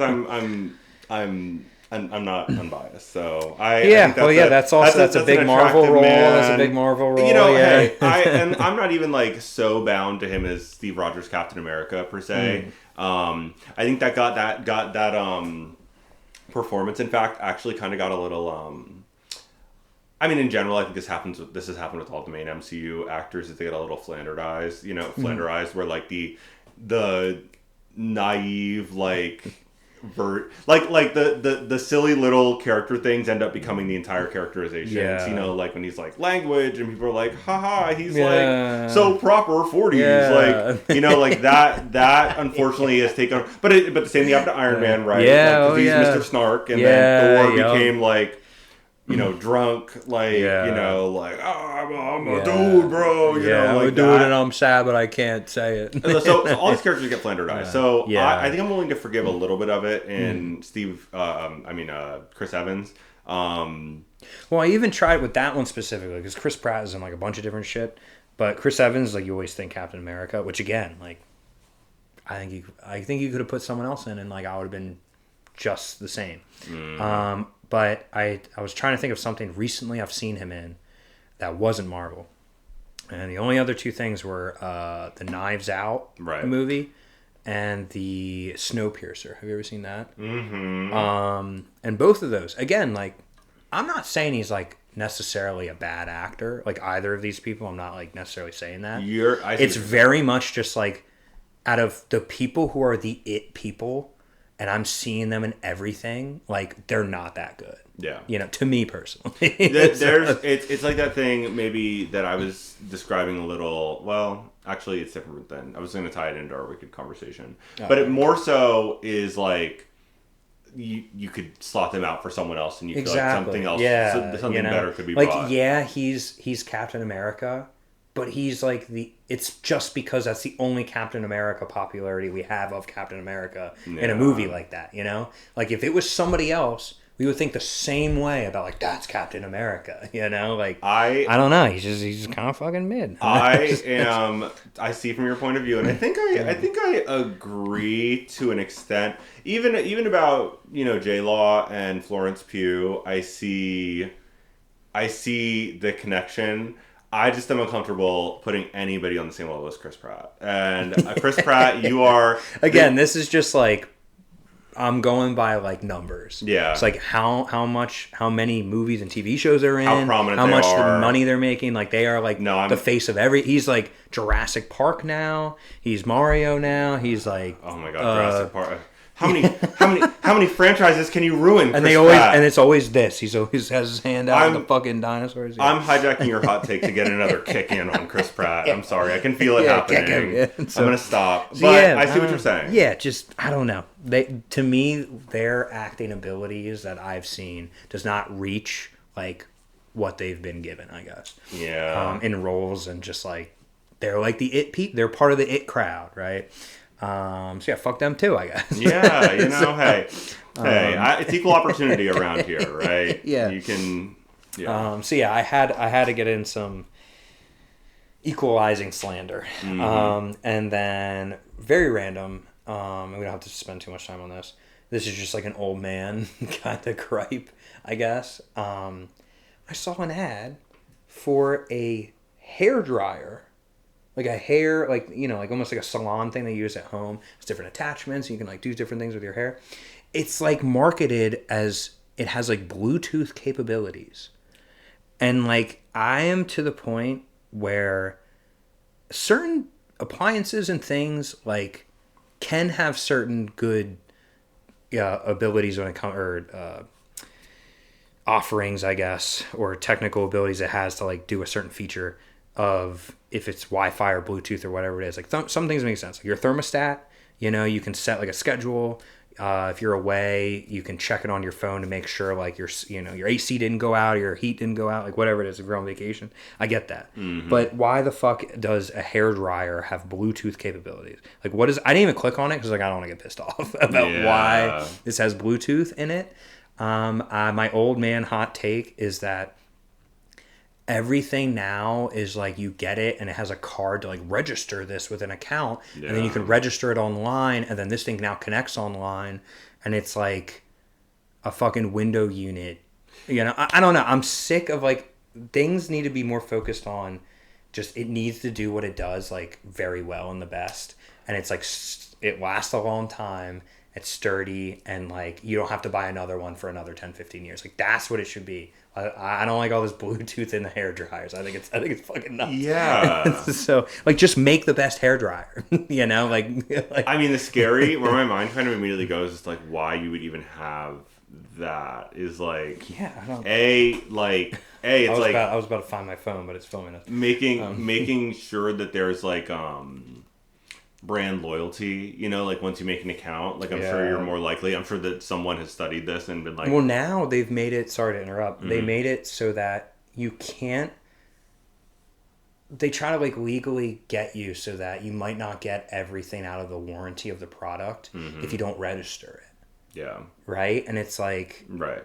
So you sign up, and then you're in, and then you can, you know, you want to buy the new one, you'll get emails, I'm sure, about it. But also, and this is the scary part, is like, I feel like it's like data gathering, right? Like, I mean, if it's connected to an account... they want to know how much you're turning on your hairdryer. And it's data gathering that...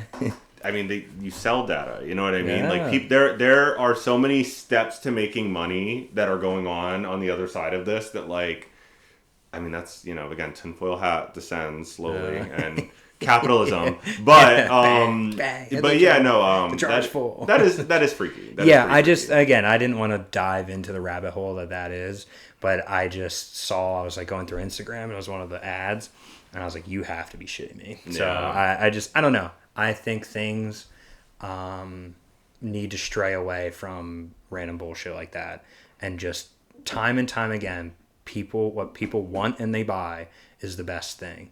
And to me, if a hairdryer has Bluetooth capabilities, I'm thinking, well, you did that because you're not the best hairdryer. So I don't know. My old man chime in of the week. Old man yells at cloud. Yes, exactly. See, all these. It used to be rain, and now it's Bluetooth. my second Simpsons reference in the last few minutes, I said Flanderized. Yeah. All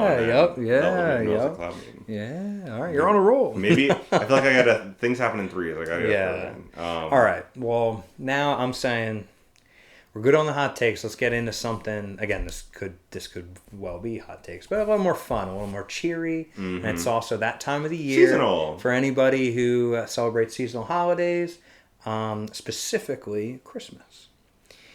Because of the time of year, especially when this is coming out, in December, there is always the yearly debate of what counts as a Christmas movie. So for people listening for the first time, we always do we kind of sit down and figure out a prompt that, instead of us just like running with these random topics that we kind of spiral out of control and that gets fun in a different way, we like to have one thing every episode that it's like, we'll really lock in on a topic, and that'll be fun to talk about. And sometimes it's like a game, like try to guess what like the top 5 or whatever it is. But this one, we're going to go through a list, kind of the known list of Christmas movies that people argue about. Do you call that a Christmas movie? So I guess this is how I think we should start. Give a quick, I guess, definition to as yourself of what you would categorize a Christmas movie to be. And then I also want your top 3 Christmas movies. Oh. That's just like, and again, it can even just be one if you want. I wrote down 3. I might have to give like an example of like, this is by far on this end of the spectrum of the most Christmas possible. Like, this is obviously a Christmas movie. Yeah. And then I have a couple that are like in that middle zone of like, could be, could not be. And then some of them I think it's outrageous if you do call it a Christmas movie, but we'll see. Yeah. I don't know. So what is your definition of a Christmas movie? I thought about this, and I feel like a Christmas movie, I'm going to be honest, I feel like people want to make everything a Christmas movie. I think a Christmas movie has like a theme requirement, right? Like, I think it has to tie into one of the themes that we associate with this, capitalism. Like, associate with this holiday though, like family or forgiveness, or like, I feel like there needs to be a moral, if that makes sense, which isn't the most exciting thing. I mean, spoiler alert, but like, a certain movie about fighting terrorists on Christmas, in my mind, doesn't qualify as a Christmas movie. We'll get to that one. Because it's not... We'll get to that one. It is a different movie that is... Christmas is the setting, yes. But that... For me, I feel like... I don't know if I can give examples at this stage, or if I should wait until you give your definition, but... you can give an example of like what you think is a Christmas movie, like one of your top. I mean, super obvious, and this is one that I like a lot, because my brother and I watched it all the time when we were kids, and it's a basic answer, and I'm allowed to be basic. Yes, so it's Christmas. Every now and then. But like, definitely always really liked the Polar Express as a child, and that was like a big thing. And I mean, obviously it's Christmas in that like, it takes place at Christmas, it's about the train to the North Pole, yada yada. But again, the themes of Christmas, and especially for that one, like maintaining childlike wonder, and like how even as the movie concludes, like that is such a relevant point to like, the importance of belief. Even if the world is not on that wavelength. Like, that is Christmas. That is what Christmas is about. It is a Christmas movie because it centers the themes of the holiday. And that's why that's like, that in my mind, I mean, obviously undeniably a Christmas movie. But what about you? What do you think? So as I kind of went down this rabbit hole, I think it's important, and kind of what you were saying is that, first off, the actual like setting, so like the time of the movie, I think that has to 100% all be like around Christmas time, right? There are certain movies on this list where just because it has parts of the movie during Christmas, people categorize it as a Christmas movie. I think that's crazy. I think the whole thing needs to be like around Christmas time, right? Or majority at least. Yeah. Second thing is the plot, and this is where it gets like hairy, you know? The plot has to be greatly affected by the fact that it's Christmas. Like Christmas has to be a part of the plot. And when you, so this is, you already kind of hinted at it. There's one on the list and we'll get to it. But like I'll use Die Hard as an example. People say, well, she never would have went on her business trip. Or no, I guess she still could. Well, this is going to be a reason why. People say she never would have went on the business trip because of the whole implication of Christmas, and that was like something that caused like a strain in the relationship, and like so. I don't think that's a good enough reason, but that's an example of like people will try to use, oh well, Christmas technically affected this plot, but in my mind, you could have had a business trip. Yeah. Like that any time of the year. What else in that movie or show or whatever it is affected by the fact that it's Christmas, right? And some movies have that. I don't think Die Hard does. Okay, so I think it has to be the entire time. Movie has to be all like majority in Christmas, and the plot has to be greatly affected by the fact that it's Christmas, right? Because for example, some movies, like the whole point of the movie might not necessarily be like a Christmas like message, but Christmas greatly affects it. Like there's some rom-coms that are like that, where it's like, yeah, this movie isn't necessarily like we're gonna see Santa, you know, like Santa's never like, but I don't know, I'd still categorize it. So, and I'll say and these are always like interchangeable, and one could easily be put in for another. Like I always like Polar Express, you know, but top three that I think of right off the dome is Elf, Christmas Vacation, National Lampoon's Christmas, and The Grinch, the Jim Carrey Grinch. Oh yeah. Those three, like I feel like I have to watch those once every year during Christmas time, and those are, I think, all of them are obviously what I defined as like a Christmas movie. I have one thing before you read off some of the other things you have. It's interesting to hear like you feel like Christmas has to heavily factor. I had one example, my second of my top two, that my man Adam like introduced me to when we got together as like a Christmas movie. He really liked that. Really, it's called Last Holiday, starring Queen Latifah. I'm not sure if you've ever seen this movie. I don't think I have. It is not. It takes place around Christmas time, but it does not heavily center Christmas like as a thing. However, like it's not like the resolution happens on Christmas, but the themes are so Christmas, and it's so about appreciating what you have. The plot of the movie, honestly, it's a really entertaining movie. I highly recommend everybody watch it. Last Holiday. Last Holiday. Right. It is about, she works like at a department store, and she gets like a test done, and they tell her that she has 3 weeks to live. And so she is crashing out, and she spends all the rest of her money to go on this all expense paid trip to Europe, and goes on an adventure. Is like, I only have 3 weeks to live, and then in the end, the doctor who did the test flies to Europe and is like, it was the wrong result. Like, you're fine. And she has this moment of like, I have so much to live for and so much to be grateful for, and that's what's important in life. And it's not even necessarily, from what I remember, I have to watch it again with him, but like, it's not necessarily like Christmas. You know, it's like. Yeah. But the themes are so present that I'm like, it is a Christmas movie. Even though just the setting is maybe at the beginning of the movie outlined as around that time. You know what I mean? Yeah. I feel like we said you can hate once you've given it a go. So I feel like I might be able to give my take on it once I've seen it. Yeah. But I would definitely have to say the fact that it's around Christmas time, and like the whole time, right? Like the whole week she does is all in December. I think it's all December. And the fact that it's like, I want to have one last holiday with my family And then it's like to be grateful for these things. I would probably categorize that as a Christmas movie. Yeah, well, she does it alone, and it's in the name too. Yeah. Oh, and alone. She does it alone. Yeah, which is also cool. It's LL Cool J's there. Yeah, nice.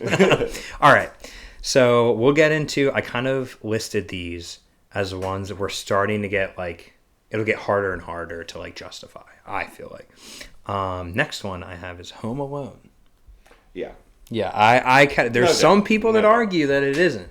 Well, yeah, but like I think it is. Yeah. The theme of family and being together on the holidays and that being what everyone's like, the resolution. Yeah. Oh yeah, and the whole thing is like him like making like is it a Christmas wish or just a regular wish that like I don't want my family around, and then like that's kind of like a magical moment, right? And that to me is like the holidays or Christmas. There's always like magic involved. And, so they leave, and then they leave him behind. He has like, and the whole thing is the burglars want to rob places on Christmas because they know people are gone and they have all the toys. Like there's a lot of like valuable things to steal on like Christmas and everything. And so, the weather makes it so she can't get back to him for Christmas. I don't know. Yeah, a lot of family dynamic. Like, there's a lot of times in your life where you have bad times with family, even around the holidays. And, like, I don't know. I think a lot of it definitely, but some people don't think so. If you truly think Home Alone is not a Christmas movie, I dare you to try to defend it in the comments, but we'll see. That's one where it's like, most people say yes. Every once in a while, I get somebody who wants to be a grifter. Or anti-grifter, I guess. Harry Potter. And it's specifically, there's a couple of them. Maybe like the first one and the third one, I guess, have like the most I feel like Christmas. I feel like the Goblet of Fire had like that has like the holiday. The winter ball. Yeah. But any of these, I usually think of like the first one because they get the Christmas gifts from their parents. I know people like to watch Harry Potter around Christmas. I don't think that makes those Christmas movies at all. Yeah, I agree. I do not think Harry Potter is a Christmas movie at all. Next, we have the big one, Die Hard. No. Which there are people who are, no pun intended, die hard on that being a Christmas movie. My larger theory about that, though, is that, like, I think a lot of men like to be like, Die Hard is a Christmas movie because it almost, like, it gives them permission to be, like, excited about this holiday, right? Yeah. Because it's, like, you need a masculine latch to not feel, like, insecure about being, like, happy during that holiday time. It's like their Hallmark movie. Yeah, or like, look... I have, like, the basic dude bro opinion that, like, guys like to argue about at bars. Like, is Die Hard a Christmas movie? Like, you're so original, Like, honestly, and it's so funny because that is what kicks off this conversation a lot of the time, but I'm like, I don't know. There are so many more interesting hills to die on, even that we've been talking about. Oh, yeah. It is weird how into it people get with that movie, and I would never consider that a Christmas movie. I think men just use it to neg and bully women in dating situations. Like, I fear that that's what a lot of that is, but developing working theory. Yeah. My next one, I put this is one on the list, but this is one that's like has nostalgia for me that could blind me and maybe get me to say it's a Christmas movie, but I can understand if you say no. Gremlins. Have you ever seen the Gremlins? I've never seen Gremlins. I mean, as even around Christmas time, at any time I feel like you can watch it. Around Christmas time, that'd be fun. So I would even recommend that as like one of my recommendations. I love the Gremlins. I have it on VHS. But have you seen the little gizmo guy, the little like fluffy guy from like Gremlins? Looks like. And essentially, the main character's dad is like a traveling salesman. And while he's traveling, he's like, he's like, it's December, it's coming up on Christmas time. I need to find my son like a Christmas gift so that when I come home, I can give him like a good Christmas gift. And also, now that I'm thinking about it, and it's like, the further you go back, like, you can get dicey with some of this. Is honestly probably a little racist. That he like goes to Chinatown, and that's like in whatever city he's in, and like he gets this like cursed idol. It's thing. Like it's like this like magical cursed kind of like situation where the guy, and of course it's like an older Chinese man who's very like, no, like we will not sell it, and then his grandson is like, no, we'll sell it, we need the money, sort of thing. And like, I don't know, using an old Chinese man to be like the mystical component of this. Now that I'm looking back, like, oh, okay, that might be some red flag. But and then he comes back, he's like, yeah, I got it off this Chinese man, and like it's supposed to be like there's rules to it and everything. He's like, I've never seen anything like it, you know. It's from a faraway land, you know, that sort of thing. But it has rules that you can't like feed it after midnight or something like that. You can't get it wet, like all that kind of stuff. And of course, naturally, the rules are not followed. And when it gets wet, it multiplies into multiple gremlins, and then when it eats things, it turns into evil gremlins, and they're like trying to like ruin the world, essentially. Like they're trying to take over, like they're just trying to destroy as much as they can. But it takes place on Christmas, and the entire movie is all throughout Christmas. So like, you know, his job, he works as a bank teller, and you know, there's problems where people come in for like, they do mention like the holidays and coming in the bank for the holidays, and then, you know, like when the gremlins turn into the evil ones and like start to terrorize the town, which happens kind of like at nighttime, nobody's on the streets because it's like Christmas Eve, I think, and it snowed. So like, because of that, that's like a huge reason as to why these things can like go out into the town and not be like seen by people, because everybody's in their homes, right? So again, it's teetering on that, like there are very multiple cases in the movie where it's like this happened because it's Christmas time. So does it fall into the yes or no for you? For me, I'd say yes, but because of the nostalgia, I could see somebody saying no, but I think it has way more elements in it than something like Die Hard. I mean, it's about gifting, you know, like I mean, the very beginning is like, I need to get my son a gift for Christmas, and the entire thing is like it's always all of it's snow, like there's always snow on the ground, and they frequently talk about Christmas like the entire movie. But again, the plot is like, you know, these things turning into evil gremlins and trying to like take over the town is like not necessarily Christmassy. So I don't know. We'll see. Have you seen Batman Returns? Of course. People call that a Christmas movie. I would give it to that one. You would give it to that one? I would give it to that one. So I have not seen this in a very long time, so I actually kind of forget like how much in this is Christmas. There's pretty well. See, when I think Christmas movie, I also am like qualifying it in my brain a little bit as like a movie that you would like, I don't want to say you'd only put it on around the holidays, but like that's like the time to enjoy it. And for me, that fits into that category. But at the same time, actually, I don't know that it really centers like themes that I would say are Christmassy. I just think it also, but again, like to be clear, I don't think of like categorizing these movies as Christmas movies as like, this isn't on a good or bad scale. In fact, I would say most movies probably don't want to be Christmas movies because it being tied to a holiday like that limits kind of the wider like that engagement. Has the best of both worlds of being a movie that isn't like a Christmas movie, but then you have people who are like, oh, I really want to, like, it gets a lot of engagement during the holidays because it does have those like little kind of snowy scenes or like the connection to Christmas. And there's very comforting holiday visuals that I'm reflecting on. But actually, I would change my answer. I wouldn't say that's a holiday movie. Okay, all right. A Christmas movie. Have you ever seen the movie Trading Places? No. I have not either.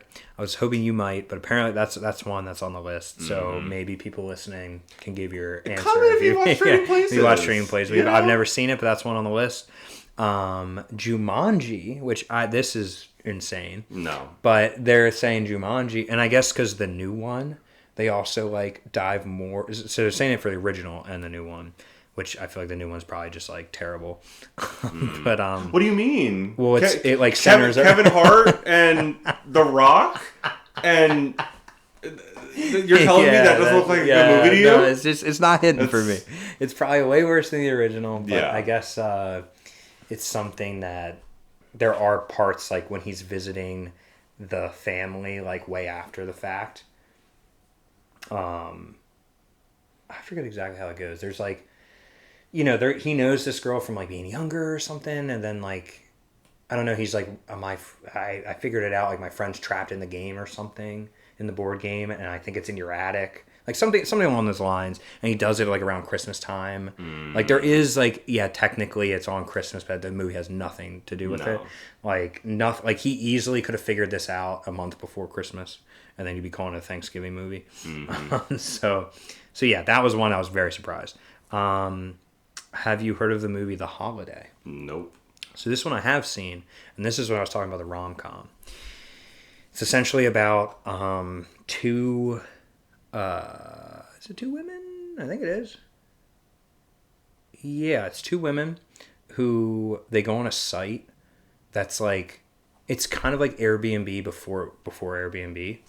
And it was, instead of paying for like an Airbnb in a location, you would both people that own like a property, right? Or I guess even renting, doesn't, just wherever you live, you agree that you'll swap places for like an X amount of time. So both of these people agree they're going to, there's a woman from like somewhere in the United Kingdom, and then a woman in like LA. There's like Cameron Diaz, I think, is the one in LA. And she like just had a breakup, and she's like, I need to get the fuck out of here. And she's like, ooh, like a quaint like little UK town where I can spend Christmas in. And that woman then switched places with her. And it's more of like a rom-com, right? So like the Cameron Diaz's character in the UK kind of like finds the local, the brother of the woman she traded places with, just like happens to be in Sherlock Holmes, where Robert Downey Jr. is Sherlock Holmes. I've never in those seen movies. That version of the movie. Okay. Oh, that's interesting. But his what the fuck is the sidekick's name? Wow, I'm blanking. My Dear Watson. Yes. The actor who plays him is the older brother, like and she like falls in love with, and then the woman that comes to LA finds like a different kind of love, like through like an elderly man who lives next door who like lost his wife and like didn't have anybody for Christmas. Like this sounds Christmas AF. Yeah, I think it's a Christmas movie for sure. But that was on the list that people were like, well, I don't know. It's like it's more of a rom-com than it is like. I'm like, no, this sounds very Christmas. Yeah. So yeah, Holiday, and then there's gonna be a last one here, The Nightmare Before Christmas. I was going to say I have two more, and one of them was that. Okay. That I was going to ask you. In my opinion, like I'm realizing I haven't seen this in a while. I need to rewatch it. There is no argument in my mind, because people like to be like, is it a Halloween movie or a Christmas movie? It's a Christmas movie, and that's fine. And I think it's like, if anything, it's just because Christmas first of all, Christmas has the momentum, right? Like this is downward momentum. So if you watch it on Halloween, you're getting into Christmas, and that's the direction it's going. I feel like it has the themes of a Christmas movie. It's about being, appreciative of what you have, and Jack Skellington idolizing, Christmas Town, and everything they got going on. When really, he has, Sally and all the other stuff. It is a Christmas movie without a doubt. I've never understood that argument, but I understand. I think there's a fun visual trick going on the entire time. And I think there's like diehard, like maybe it's Tim Burton fans, or maybe just like gothic or like horror fans or whatever it is, who might want to like try to claim it more for like Halloween. But yeah, I mean, now that I'm even looking at the title, one of my third rule should be if it has Christmas in the name. I feel like it's.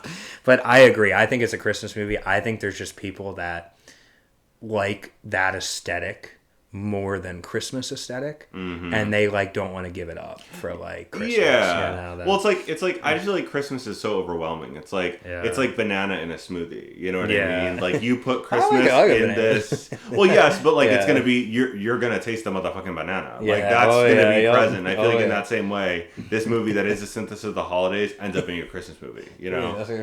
It's going to be the title of the episode. You're going to taste that motherfucking banana. You're going to taste that motherfucking banana.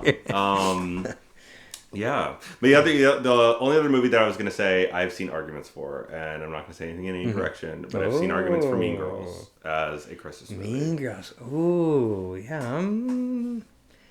It doesn't majorly take place during Christmas time. No, there's that iconic. They go through. I know the school they do year. the dance. They go through the school year, so you get their all little the slutty costumes. Yeah, no, I would say no to that. I would also say no. That's my first rule: is that a majority of the time it has to be around Christmas time. I like it as a comforting movie to watch around the holidays because I think that it has which is not bad. Well, I'm not saying these movies can't be fun around the holiday. I do want to put that on record. You know, I like the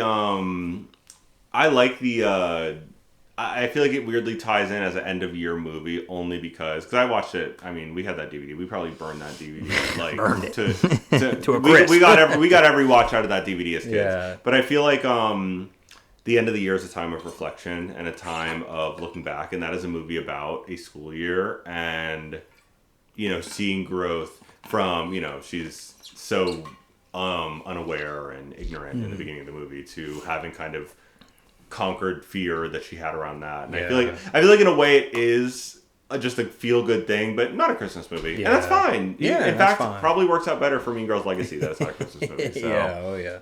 So, but yeah, I think it's like a fun list. I feel like if we had more engagement, this would definitely pop off more. But I think it's something at least somebody is gonna get into that. Like I swear, I feel like a million times, like in college and stuff, there were times where people were like, no, Die Hard's definitely a Christmas, so I feel like it's something fun to bring up. But listen, fine, get a new hot take. No shade. That is an old hot take. If you're at Christmas dinner this year arguing about whether or not Die Hard is a Christmas movie, listen, join us in 2025. Anyway, So no, that's very, very true. But I know we typically, and we're winding up to kind of like the recommendation part of our show.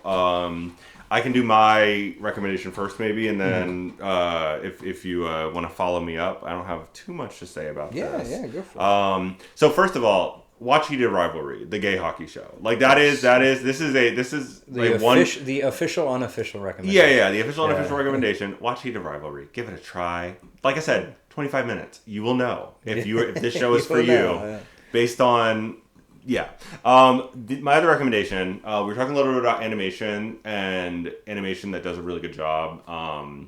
It is the Adventure Time spinoff, Fionna and Cake, also on HBO. The second season of that is airing right now, and I am a really big fan. I know I recommended you watch Adventure Time like a year ago during the dark ages, during the beta of this podcast, where we were trying things out. I had recommended that you check out like an arc in Adventure Time. Yes. Yep. And so I'm sure you got like hints of like what that show's about. That was a real that arc. It was the vampire arc, and it was really deep in the general plot of the show. So there were a lot of established characters. Fionna and Cake is it's a gender swap version of the characters, but there's like lore for what this really is. So there's the character Ice King in Adventure Time. If you're familiar, Ice King is a human named Simon, and Ice King is corrupted by the crown. While he's wearing the crown, he's writing fan fiction about Finn and Jake, and he writes this whole fan fiction world that is Fionna and Cake, and it's basically just Finn and Jake, but everyone gender swap. Not just them, but like Princess Bubblegum is Prince Gumball, and Marceline is Marshall Lee, and everybody has a gender swapped equivalent within this world. And you said this is like new. This is like ongoing. Season 2 is coming out now. So at the end of Adventure Time, again, spoiler alert a little bit, Ice King, crown remove, and it is it's the human Simon again.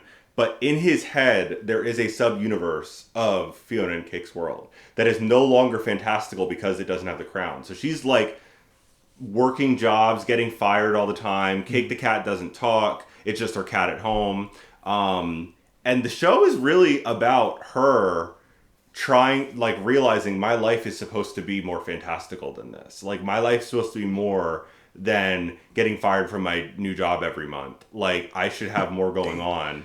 And in a way, but then it ties into, and the story and the different character beats reflect stuff that happened in Adventure Time. This show will really hit if you've watched a lot of Adventure Time, because the way that arcs mirror on the other side in Fionna world that happened to Finn and Jake. That's probably really cool to see. It is, and again, that show like was coming out like over 10 years ago at this point, and I feel like it's stuff that like even in this new season stuff is happening, and I'm like, oh my god, there's like, it's fantastic. I feel like that show is a show that was very like analyzed too. Mm-hmm. Like people were real into like because the lore. Yeah, and so I think that's a good show to do something like that with, because that's the kind of fan base like it has, like the kind of fan base to like be real into it and then like immediately see those connections. Yeah. Of like, oh, this is like the mirror image of that episode that I remember or whatever it is.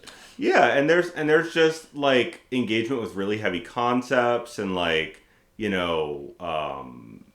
don't want to say too much about the show because it's still coming out. Would you say it is exactly like concept, like writing wise?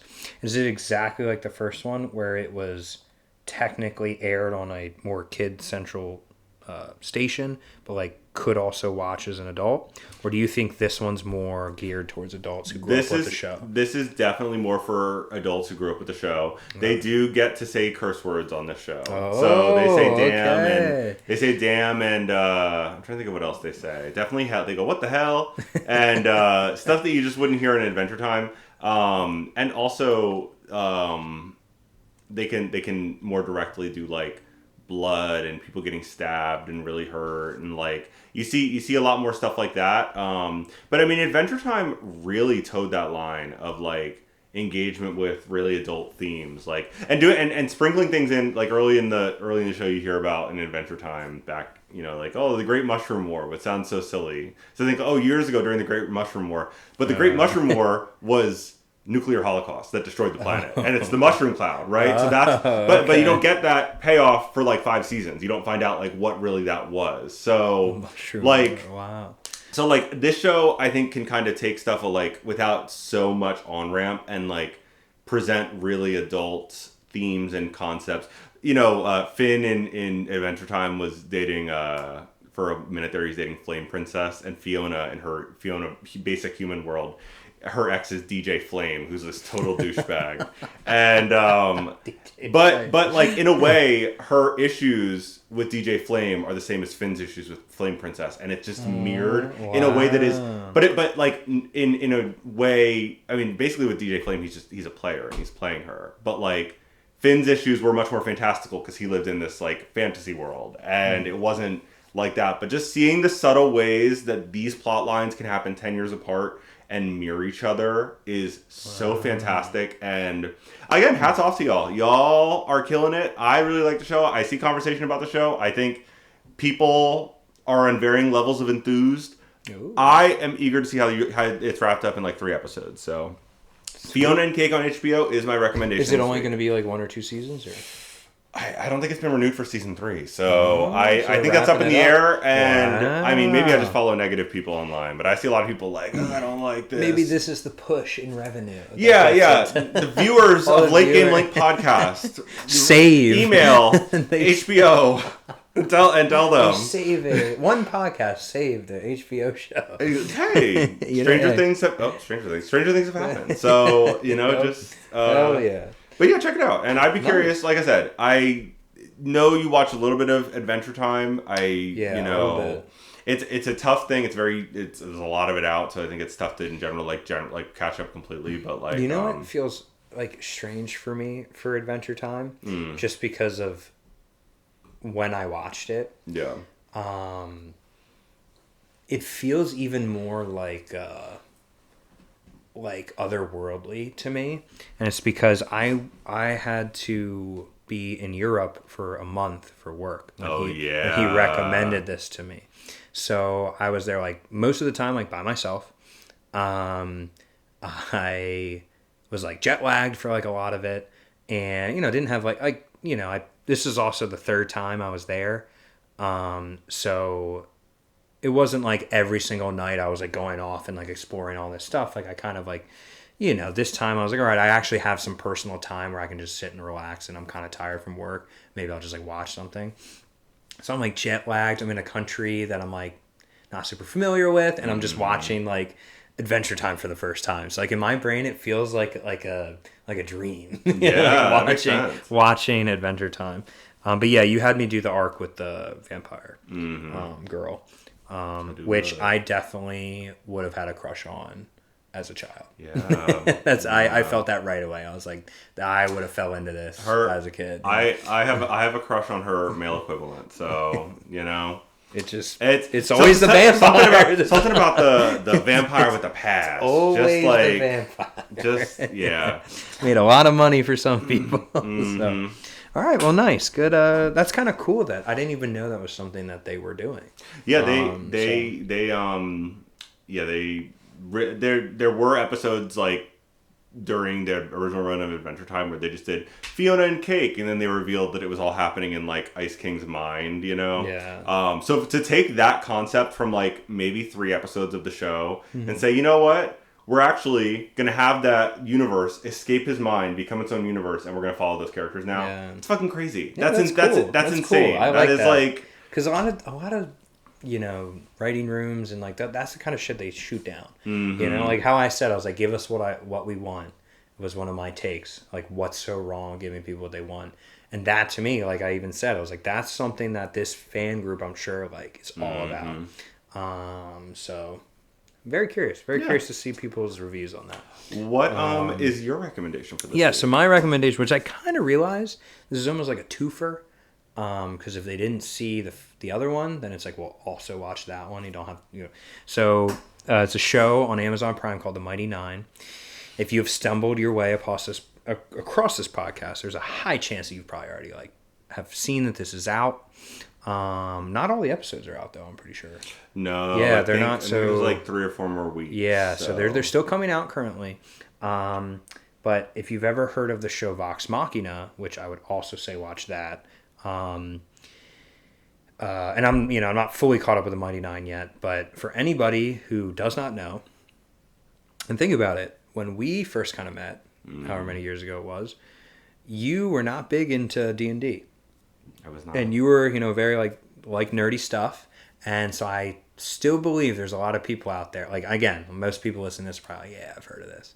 But even if there's one person listening that if this gets you even closer to the realm of D&D, I think it's a success.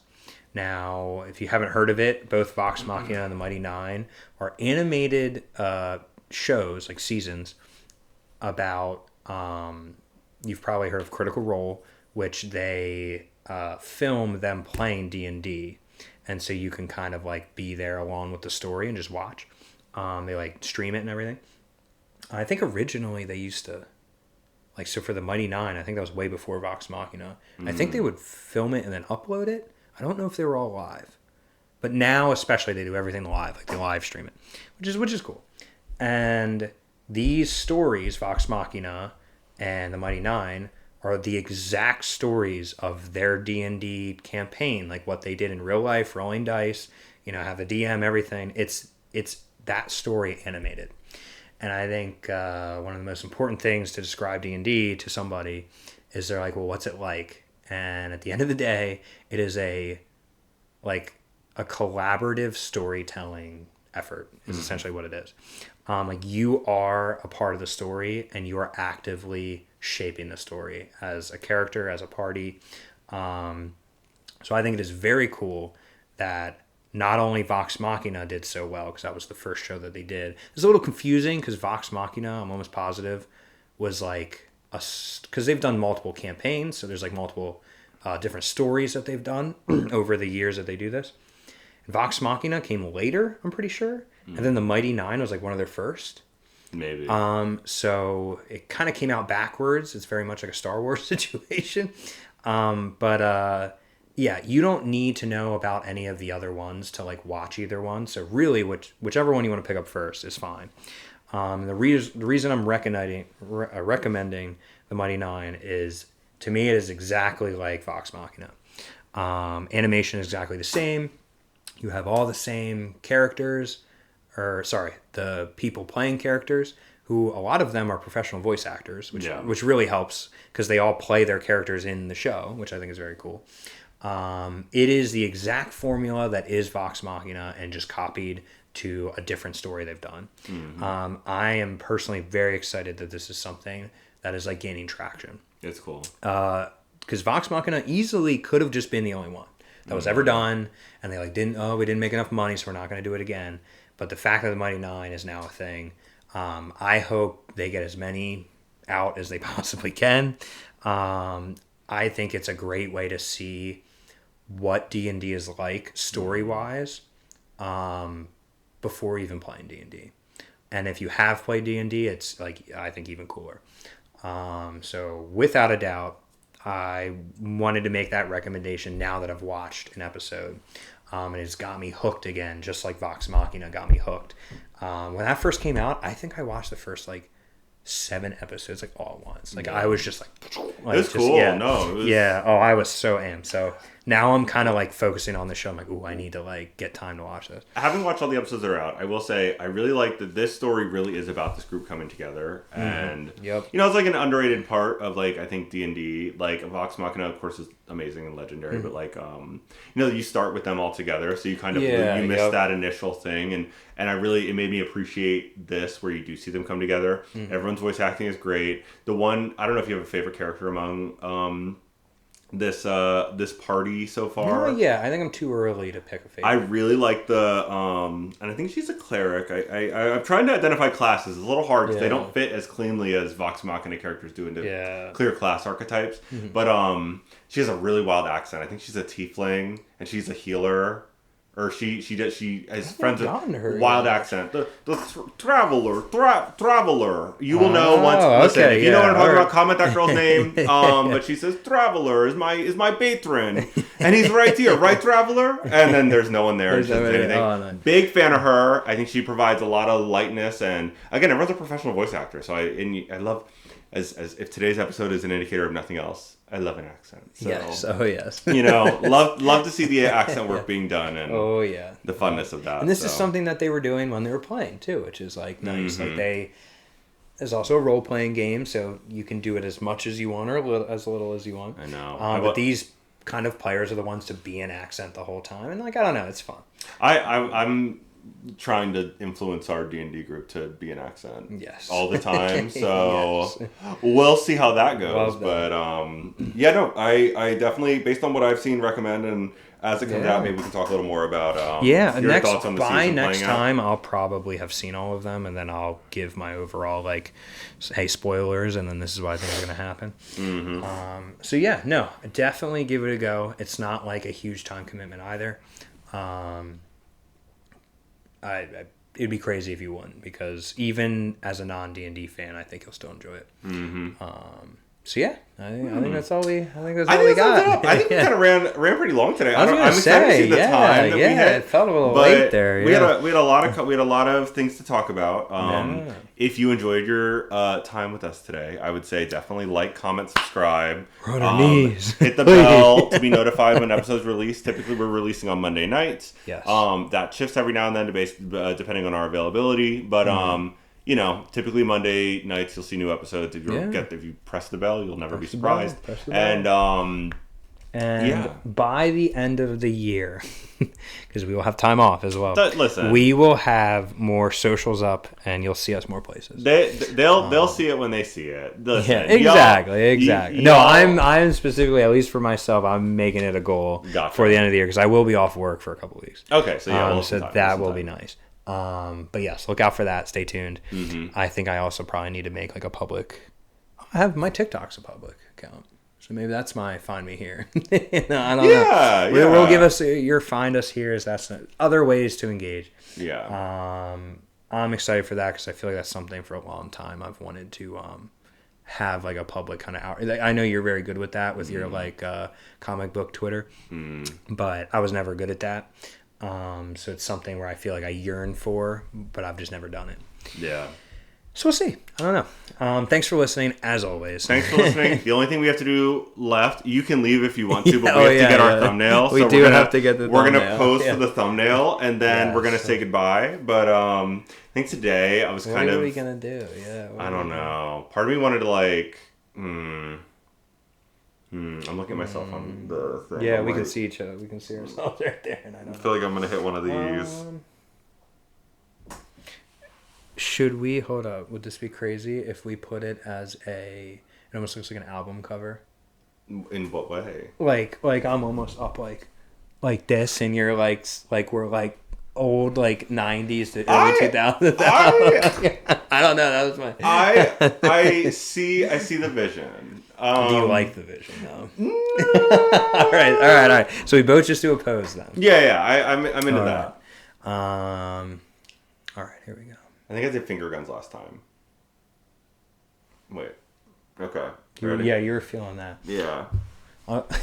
Give the thinker. Yeah. Or like one of these, like. I'm gonna look. I'm telepathically telling people to like, comment. And I'm looking at you in horror. Yeah, I like that. Oh yeah, there we go. Okay. Perfect. There we go. Thumbnail. Hey, and if you stuck around, if you stuck around through the thumbnail posing, leave a thumbs up emoji. I don't know. Just to prove that you were there, that you're listening to this right now. We'll do it like that. Yes. So, perfect. All right. Shout out. Yeah, shout out. Thanks for tuning in. As always. Have a good week, and we'll see you next week. Peace.